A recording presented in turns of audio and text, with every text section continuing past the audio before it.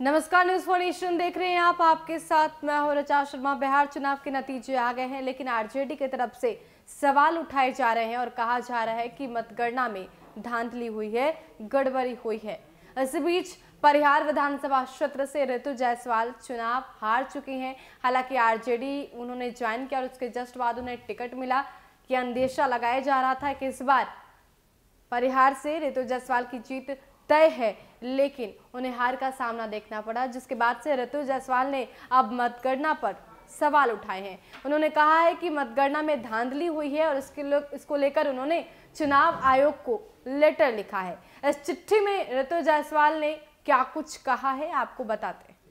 तो ऋतु जायसवाल ने चुनाव आयोग को लेटर लिखा, इसमें कई बातों का उन्होंने जिक्र किया है। सबसे पहले उन्होंने लिखा है कि ऐसी कई सारी प्रैक्टिसेस की गई, ऐसी कई सारी चीज़ें काउंटिंग के दौरान हुई जो बिल्कुल गलत है। सबसे पहले वो लिखती हैं कि सेकेंड राउंड काउंटिंग जो कंडक्ट हुई उसमें जो वर्कर थे, अलग पार्टी के जो कार्यकर्ता थे, वो बाधा उत्पन्न कर रहे थे।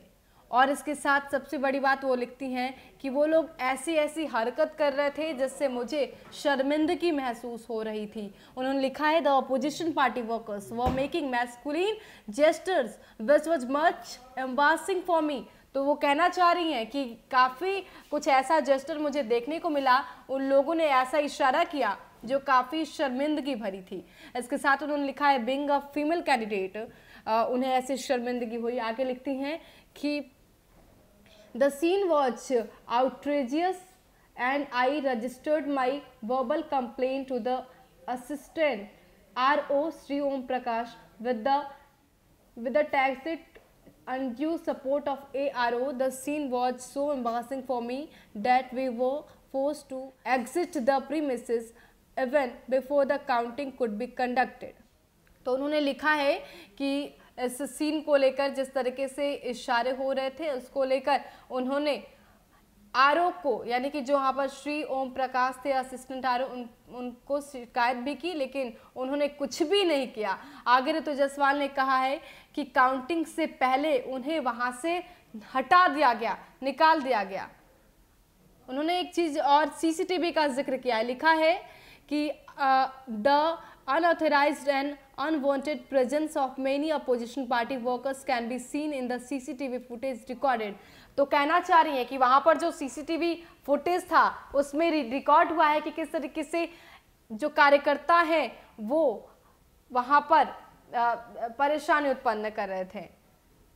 आगे उन्होंने लिखा है in fact what I came to know that presence and involvement of the local BDO Mr. Om Prakash Yadav was made sure by the opposition's MLA in the counting process. Mr. Prakash has always been creating trouble for me while working as a मुखिया in panchayat with the support of current MLA। कहना चाह रही है कि जब वो मुखिया थी तब भी वो जो ओम प्रकाश जी हैं वो इनके कामों में ट्रबल करते थे, समस्या खड़ी करते थे। और इस वक्त भी जो वहाँ का करंट एमएलए है, ऑपोजिशन में जो एमएलए है, उसके साथ वो मिले हुए थे और काउंटिंग के समय भी वो समस्या उत्पन्न कर रहे थे। राउंड 2020 का जिक्र है। Round 22 second control unit machine record was not shown to us but only conveyed. तो बोल रही हैं कि जो राउंड 22 हुआ था सेकंड कंट्रोल यूनिट में, वो मशीन जो रिकॉर्ड हुआ वोट का वो दिखाया नहीं गया, सिर्फ कन्वे कर दिया गया कि उसमें इतने वोट आपको मिले हैं। आगे लिखा है duty chaotic environment the random counting of 5 VVPAT slip was not attended by any of the counting agents। तो ये आगे जो शिकायत कर रही हैं कि आगे उन्होंने ये शिकायत की है कि जो स्लिप है वो नहीं दिया गया है।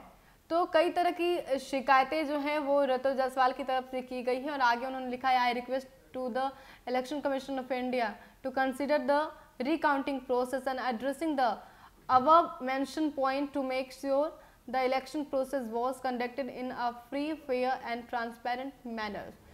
तो अब ऋतु जायसवाल ने कई आरोप लगाए हैं और कई वजह बताकर उन्होंने इलेक्शन कमीशन ऑफ इंडिया को ये लेटर लिखा है और कहा है कि मैं चाहती हूँ कि एक फ्रेश काउंटिंग हो, फिर से रिकाउंटिंग हो। अब देखना दिलचस्प होगा कि ऋतु जायसवाल ने इलेक्शन कमीशन ऑफ इंडिया से ये अपील तो की है और लेटर तो लिखा है, लेकिन क्या वाकई रिकाउंटिंग होता है?